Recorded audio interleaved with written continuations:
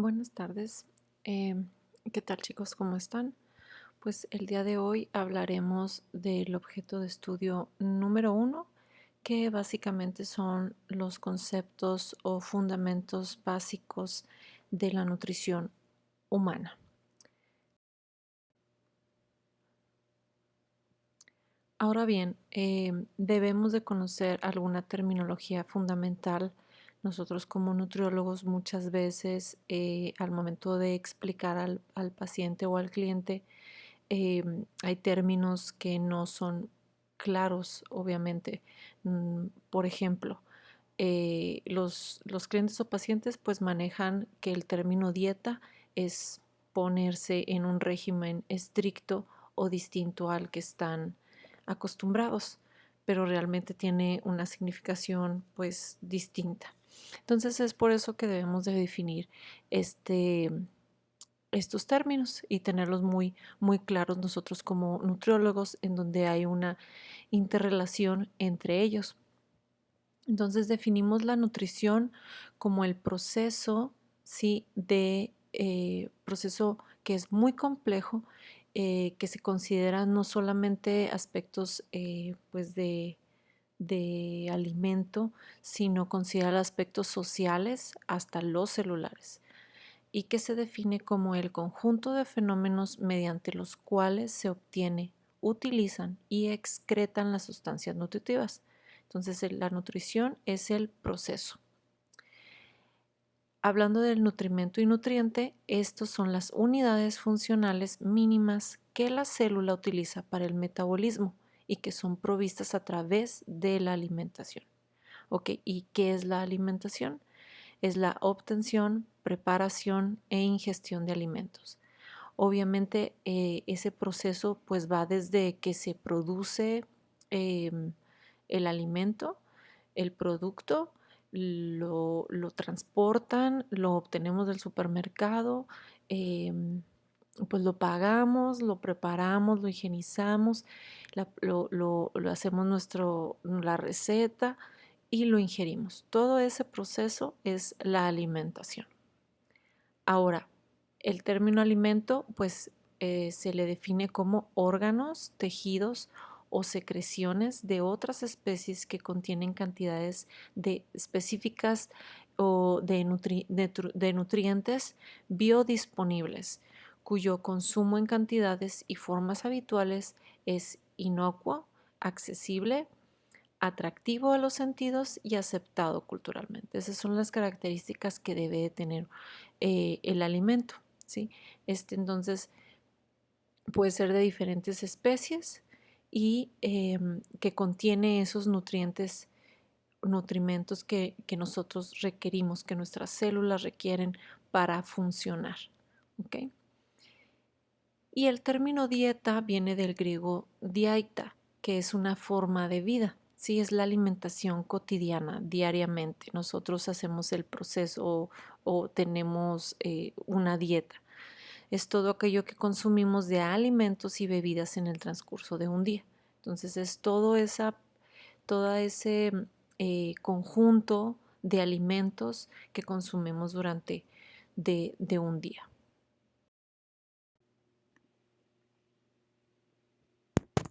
Ahora bien, la dieta, el término dieta recomendable, em, pues se define por una buena dieta, ¿sí? Sabiendo que la dieta es la unidad de la alimentación, como lo vimos anteriormente. Entonces, por esta razón es fundamental describir lo que es una dieta recomendable, ¿sí? Em, Puede abarcar una dieta adecuada o satisfactoria, engloba lo que son tres aspectos: el biológico, el psicológico y el social. Desde el punto de vista o el factor biológico, los alimentos pues son la materia prima para el crecimiento y el desarrollo de nuestro cuerpo, de nuestras células, de nuestros órganos. Por ello es indispensable que los alimentos que se ingieren en la dieta pues aporten los nutrientes necesarios en cantidades que sean suficientes para las necesidades del organismo, pero obviamente sin excesos. Es por esto que debe ser completa, suficiente, equilibrada e inocua, ¿sí?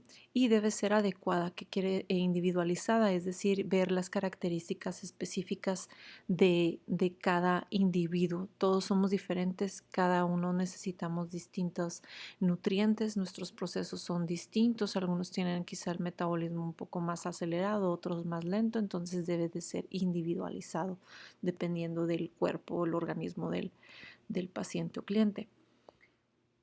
En el aspecto psicológico se relaciona más que nada por la aceptación sensorial.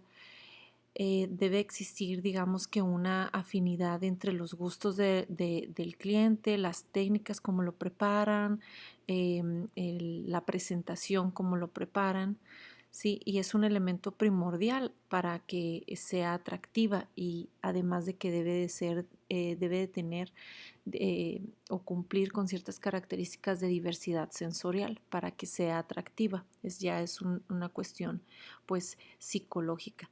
Además de que eh, pues debe ser variada ya que evita la acumulación de sustancias indeseables o contaminantes. Es decir, o sea que muchas veces nosotros nos cansamos, ¿no? de comer siempre lo mismo. Entonces así este factor psicológico nos está diciendo a nuestro cuerpo que necesitamos cosas distintas, ¿sí? Porque al momento de que nuestro cuerpo ya está acumulando cierto tipo de nutrientes por tanto tiempo, pues ya el cuerpo dice, o sea, ya psicológicamente hay un proceso eh, que le menciona al cuerpo que ya es suficiente.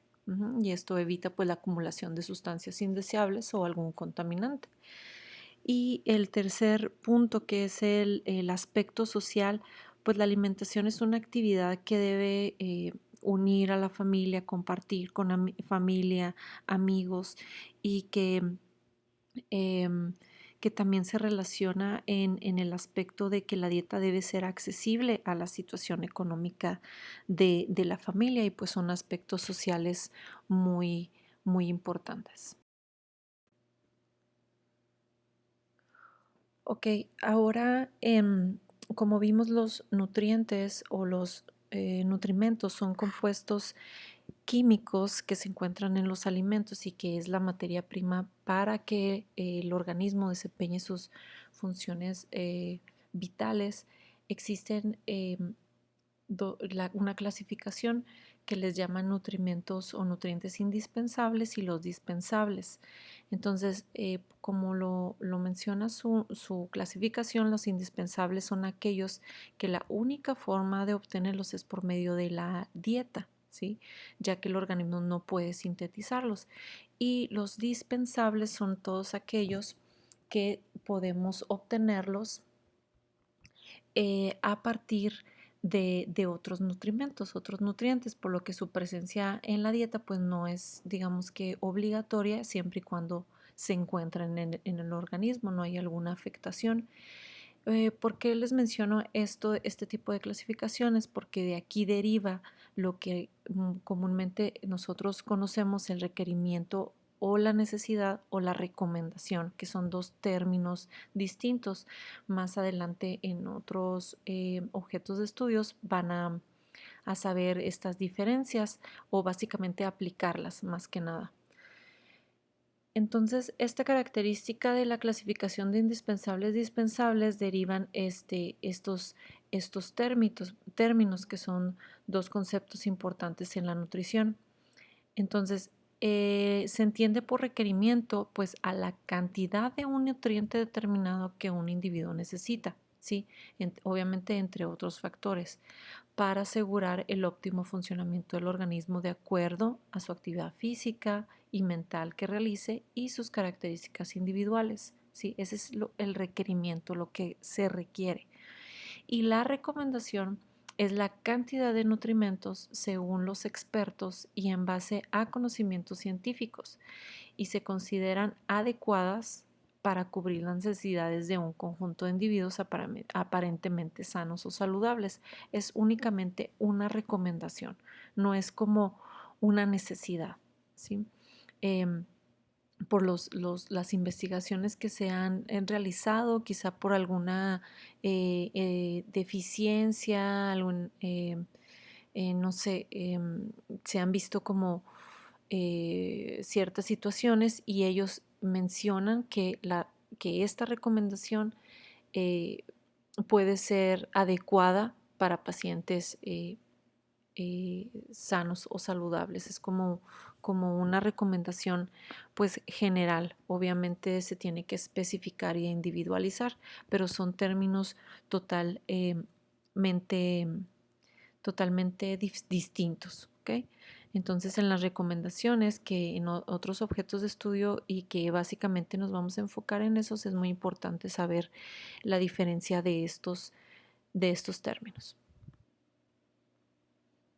Además, que esta recomendación, sí, los expertos les agregan, digamos que dos desviaciones estándar, ¿sí? De la normalidad para cubrir básicamente 97.5%. Entonces, esto representa requerimientos superiores a los requerimientos fisiológicos. Ahora, un tema muy importante y que lo van a ver en los artículos científicos de la actividad de evidencia de aprendizaje son estos términos, el apetito, el hambre y la saciedad. Entonces, hay mecanismos de control al momento de nuestra ingesta de alimentos. Entonces, el apetito lo definimos como un deseo específico de ciertos alimentos y no de un alimento en general, y que es influenciada principalmente por factores externos, la vista, el gusto, etcétera. Ayuda al individuo a elegir alimentos con características determinadas y la frecuencia sin tener básicamente hambre. El hambre lo definimos como un impulso fisiológico que se acompaña de diversas sensaciones subjetivas, es decir, el estómago experimenta contracciones rítmicas intensas. Hay un proceso hormonal, cuestión, algunas hormonas específicas que estimulan este impulso fisiológico. Y el término saciedad es contrario al hambre. Es una sensación de la búsqueda de un alimento que ha terminado. Ha terminado esa búsqueda de ese alimento y que es el resultado de una comida satisfactoria, que estamos satisfechos. Ahora bien, existen diversas hormonas que controlan el hambre, ¿sí? Hay un control directamente en el hipotálamo, ¿ok? Estas que se encuentran en el páncreas van a inhibir el hambre, ¿sí? Lo que se encuentra también este tipo de hormonas en el intestino delgado, em, en el intestino grueso, que van a inhibir de igual manera el hambre, y las células pues grasas, que básicamente es la leptina, van a inhibir este proceso de hambre. Y en contrariedad vemos en el colon se encuentra esta hormona que va a estimular, y en el estómago que se encuentra la grelina. Entonces, esta también va a estimular el hambre. Entonces, todo un proceso que se activa en el hipotálamo.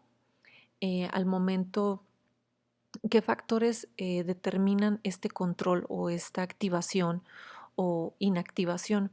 Pues principalmente el llenado gastrointestinal, es decir, al momento que nuestro estómago se distiende y el duodeno, se transmiten señales principalmente por el nervio vago para suprimir la actividad obviamente, del deseo de comer, ¿sí? También existen las diversas hormonas, obviamente, y el sistema nervioso pues hace que se detenga ese deseo por comer, ¿sí? Entonces es todo un proceso de diversas hormonas que se llevan a cabo. Básicamente el sensor, digámoslo así, se encuentra en el hipotálamo.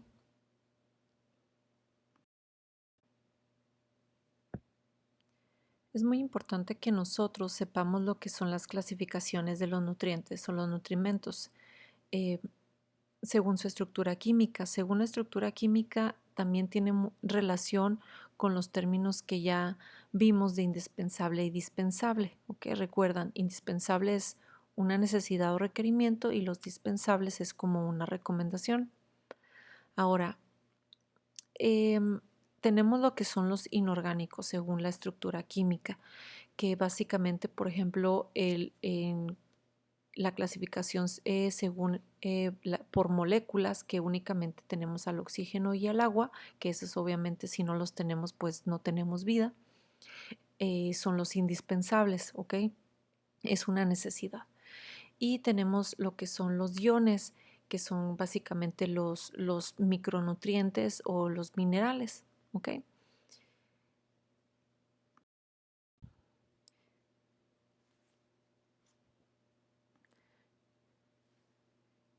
Ahora que ya vimos los inorgánicos, también tenemos lo que son los nutrientes orgánicos, que a su vez podemos clasificarlos por indispensables y dispensables, ¿sí?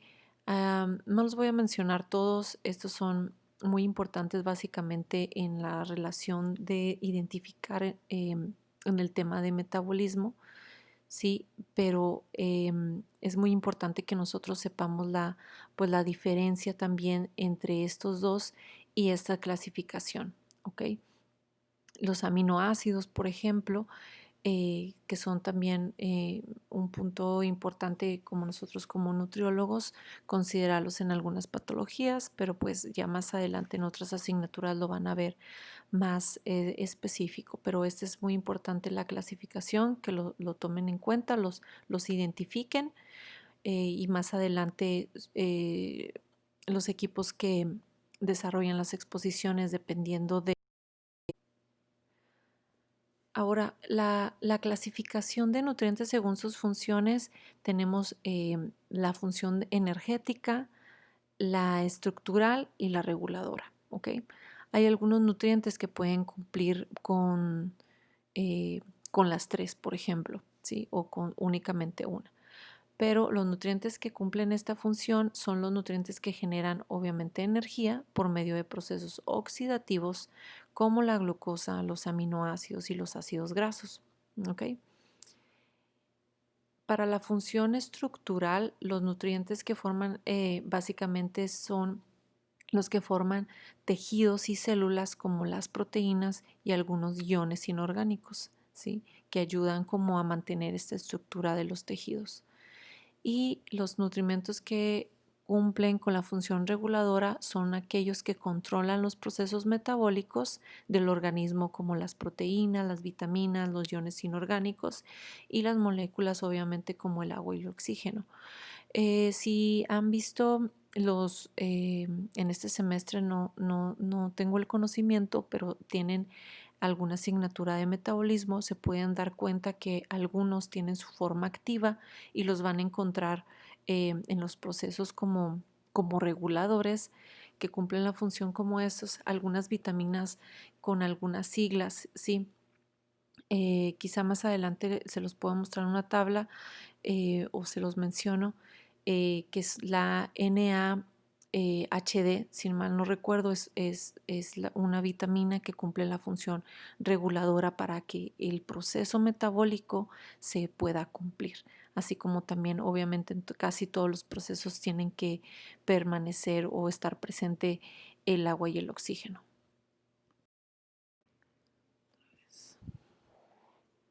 Ahora en el tema de los macronutrientes, que es otra clasificación que los engloba de esta manera, son los nutrientes que básicamente su principal función es suministrar energía. Sí, esa es la clasificación de los macronutrientes. Que tenemos a los carbohidratos, hidratos de carbono, proteínas y lípidos. Los carbohidratos son la principal fuente de energía celular de la dieta humana. Son súper esenciales para el cerebro y el sistema nervioso, que básicamente son dependientes de la glucosa. Para que puedan funcionar necesitan glucosa. Entonces, equivocadamente podemos ver a la gente que suprime esta fuente este, como son los cereales, por ejemplo. Entonces vienen ahí ciertas afectaciones como la fatiga, el dolor de cabeza y las alteraciones. Por otro lado tenemos a las proteínas. Estas cumplen eh, o funcionan de manera menos favorable como fuente de energía, porque ya que juegan un papel crucial en la regulación de procesos corporales y contribuyen principalmente a la estructura celular y corporal, como lo podemos ver, que son como fuente primordial de las fibras musculares, pues dan ese soporte o esa estructura corporal. Y tenemos por otro lado los lípidos. Estos funcionan como una fuente de energía almacenada, además de que contribuyen a la función y estructura celular y protegen los órganos del cuerpo. Le llamamos esta energía almacenada básicamente también al tipo de grasa intraabdominal. Esta grasa intraabdominal protege a los órganos, es fundamental para mantener o cuidar estos órganos abdominales, donde está el páncreas, el estómago, los intestinos. Alrededor entre ellos se encuentra esta grasita y que es muy importante. También hay alguna bibliografía que engloba como macronutrientes o que lo considera la fibra y el agua como otros nutrientes. Si la fibra pues juega un papel muy importante en la reducción del colesterol al unirse a la bilis y promueve además la salud intestinal. Y el agua funciona como un solvente en reacciones químicas, que fue súper fundamental y es un medio para transportar los nutrientes y además cumple la función como termorregulador. Entonces, estos nutrientes, los carbohidratos, proteínas, lípidos, también funcionan como hormonas, enzimas, transportadores y anticuerpos. Entonces, cumplen otro tipo de funciones aparte de las energéticas. Ahora, específicamente ya de los carbohidratos, pues tenemos esta clasificación que los podemos encontrar como monosacáridos, disacáridos y polisacáridos. Ya vimos la clasificación, si recuerdan, la clasificación por estructura química y después por funciones. Ahora tenemos como la clasificación o desglose por cada elemento. Entonces tenemos los monosacáridos, disacáridos y polisacáridos. Entre los monosacáridos podemos ver la glucosa o dextrosa, la galactosa y la fructosa.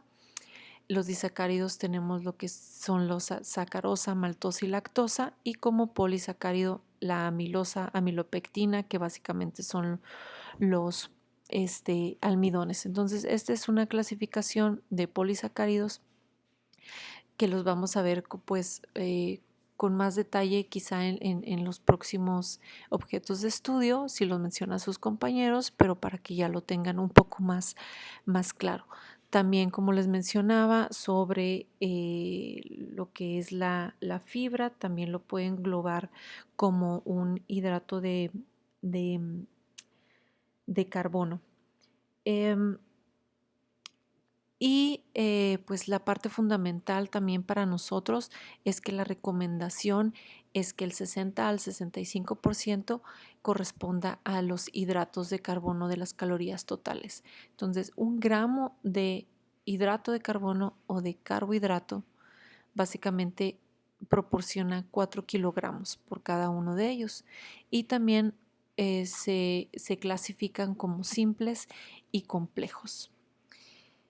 En relación a la fibra, pues tenemos dos tipos, que es un hidrato de carbono muy importante en la dieta, que es la dietética o insoluble, la cual se refiere a los componentes intactos de las plantas que no son digeribles por enzimas digestivas, como la celulosa, por ejemplo, que aumenta la capacidad de retener el agua e incrementa lo que es el volumen fecal y así reduce el tiempo de tránsito intestinal. Y tenemos el otro tipo, que es la fibra funcional o soluble, la cual hace referencia a los hidratos de carbono no digeribles, ¿sí? No plantas, sino hidratos de carbono no digeribles que se extraen o son fabricados a partir de plantas como gomas y pectinas que se encuentran en las frutas, en las verduras, en la avena y en leguminosas y que básicamente ayuda a reducir el colesterol. Entonces, la fibra insoluble ayuda básicamente a incrementar el volumen fecal, ¿sí? Y las solubles pues provienen básicamente de las frutas y las verduras, avena, leguminosas y que ayudan a reducir el colesterol. Esa es la fibra soluble o funcional. Por otro lado, tenemos a lo que son los lípidos o las... Ahora bien, tenemos a lo que son las proteínas, que son constituidas de unidades llamadas aminoácidos, de los cuales 20 son de importancia biológica.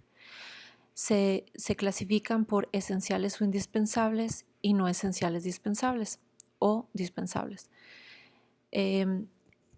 Aquí les detallo, pues las esenciales indispensables es la valina, leucina y los isoleucina, el triptófano, la arginina, fenilalanina, la treonina y metionina. Y los no esenciales o dispensables tenemos la alanina, la serina, la glicina, el ácido aspartático y entre otros. Entonces, estos aminoácidos constituyen básicamente o crean las proteínas, juegan el papel muy importante, como les mencionaba, estructurales, también como enzimas, como hormonas, proteínas de transporte e incluso como inmunoproteínas que juegan un papel muy importante en el sistema inmunológico de defensas. Y la recomendación se describe o se detalla en referencias de 10 a 15 calorías de las calorías totales que deben de aportar eso en nuestra dieta diaria. Y básicamente 1 gramo de proteína aporta 4 kilocalorías. Y aquí se menciona que es muy importante la combinación con los hidratos de carbono, ya que juega un papel muy importante esa combinación, más que nada el origen de origen vegetal, no es que sea mejor o mejor la animal, sino que al momento de esa combinación hay mejor aprovechamiento por parte del organismo al combinar lo que es la proteína de origen vegetal, por ejemplo las leguminosas, con los hidratos de carbono como los cereales, el arroz, por ejemplo, el maíz.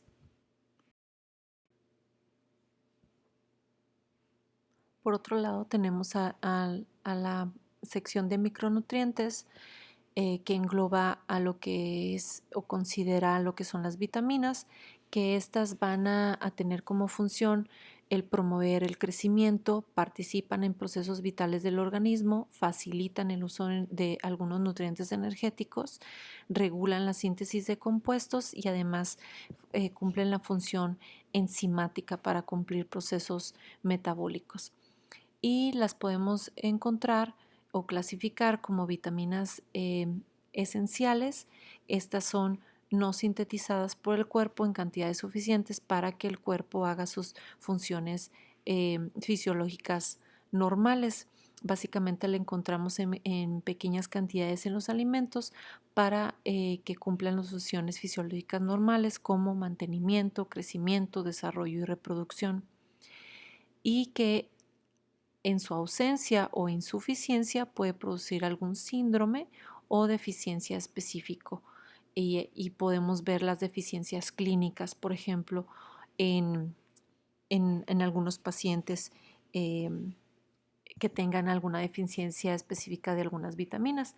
También la clasificación la podemos observar dependiendo a su solubilidad. Por ejemplo, tenemos las vitaminas liposolubles, que es la A, D, E y K. Y las hidrosolubles son el ácido pantoténico, la niacina, la riboflavina, el ácido fólico, la B12, la B6, la B1 y el ácido ascórbico también se le considera como hidrosoluble. Y los podemos encontrar en las reacciones metabólicas en su forma activa. Después tenemos a los nutrimentos o nutrientes inorgánicos, que también los encontramos como los minerales. Estos son esenciales para la función en los seres humanos, ya que representan el 4 a 5% del peso corporal en el ser humano. Son básicamente esenciales.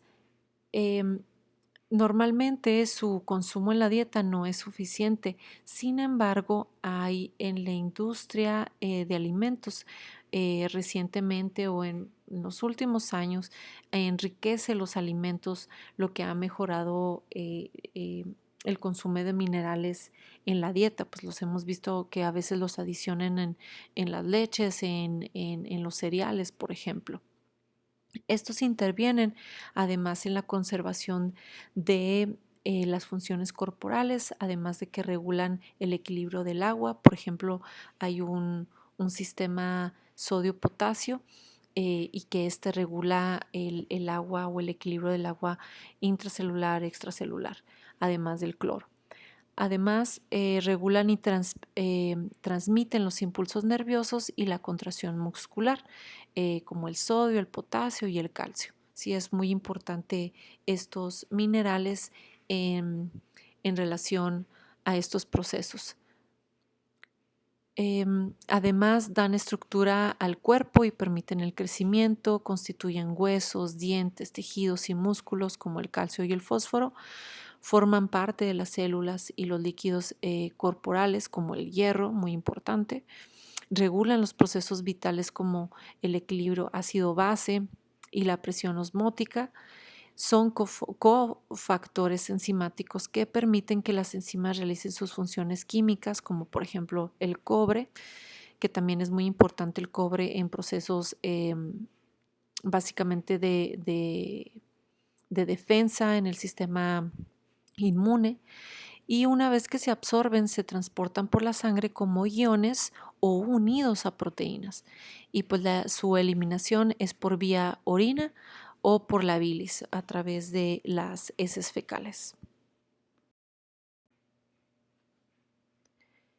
Y por último tenemos las características que deben de cumplir los alimentos. Una de ellas es el contenido nutrimental, que se refiere a que debe de tener nutrimentos biodisponibles. Pero, ¿qué es la biodisponibilidad? Un ejemplo para entender este término es la celulosa. Este es un polímero ramificado de la glucosa. Es similar al almidón. La única diferencia es que sus moléculas están unidas entre sí con enlaces beta. Entonces, al tener estos tipos de enlace beta, no pueden las enzimas romper esos enlaces y ser digeridas. En cambio, este, la glucosa del almidón se encuentra unida en enlaces alfa, lo que permite que las enzimas rompan estos enlaces, se digieran y sean liberadas y absorbidas casi en su totalidad. Em, por lo tanto, su biodisponibilidad casi es del 100%. A eso se refiere. La otra característica tenemos lo que es la inocuidad. Se menciona que las cantidades y formas habituales no van a ser dañinos para la salud, la cantidad de alimentos. Sin embargo, hay sustancias que pueden estar presentes en los alimentos de forma natural o como un contaminante accidental en el proceso, por ejemplo. Entonces, esto puede tener un daño tóxico que básicamente va a depender de la cantidad ingerida, porque muchas veces pueden tener ciertos químicos, como por ejemplo los pesticidas, y conforme nosotros vamos ingiriendo en cierta cantidad, puede ya hacer un daño tóxico. El otro punto es la accesibilidad, pues debe ser accesible en cantidad y obviamente en costo para que sea considerado una característica de alimento. Y tenemos también la característica de atractivo sensorial, debe ser aceptado eh, dependiendo de nuestras características sensoriales, como por ejemplo el aroma, el color, la textura. Obviamente también debe ser aceptado en relación a las tradiciones que tenemos, por ejemplo, aquí en México, y se le llama que se les refiere a que el acto de comer pues es algo sensorial, totalmente sensorial. Y por último tenemos lo que es la aprobación cultural, que obviamente la conducta alimentaria pues puede variar. En el sur de México consumen lo que son los insectos, el sorgo, mucho más el maíz, y nosotros al norte pues consumimos otro tipo de alimentos. Entonces este también tiene que, para ser considerado como un alimento, una de las características son la aprobación cultural dependiendo de la región. Ahora, para finalizar o concluir y englobar los temas de este tema visto, me gustó este esquema y espero que les funcione para englobar un poco más o detallar los conceptos básicamente de dieta. Entonces, sabemos que el proceso de nutrición sí se determina por factores biológicos, psicológicos y sociales, en base a antecedentes de la alimentación o en sí la cultura, ¿verdad? Y se determina básicamente esto, se determina la dieta habitual, ya sea si es incorrecta o correcta. La dieta habitual correcta es el término adecuado, es dieta recomendable. ¿Esta qué es? Pues debe de ser suficiente, variada, equilibrada, completa, adecuada, accesible, inocua. Para que sea una dieta recomendable, debe de cumplir estas características. Y la dieta recomendable nos lleva al término de los alimentos, ya que esta contiene los alimentos como son los hidratos de carbono, las proteínas, los lípidos y vitaminas, nutrientes inorgánicos, que son los nutrientes o los nutrimentos que los contienen. Y eso es todo, chicos, por el tema de hoy. Por favor, revisen las actividades de este día y nos vemos en la siguiente clase. Gracias.